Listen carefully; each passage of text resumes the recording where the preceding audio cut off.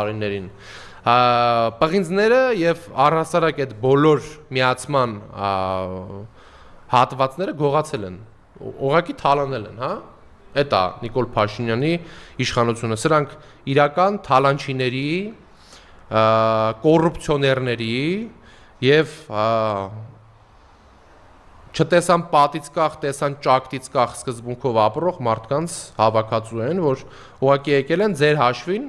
Հայաստանում են, կարճ ասած, էդ է, ժողովուրդ ջան, նայեք, որ դուք այսօր չունեք լավ բժշկություն Հայաստանում, դա Նիկոլ Փաշինյանի մեղավորությունն է, որտեղ ինքը այդ 7 միլիարդ դոլարը թալանել է։ Եթե մենք այդ 7 միլիարդ դոլարը դնեինք բժշկության մեջ, մենք կունենայինք այսօր աշխարհի ամենազարգացած ինչ-որ մի կենտրոն, հա, կարելի է ինչ-որ մի կենտրոն վերցնել եւ սարքել ամենալավը։ Կարելի էր մի հատ նոր երկրորդ ատոմակայան բացել այդ 7 միլիարդով եւ վաճառել հարևաններին ինչ-որ բանի դիմաց, արտադրող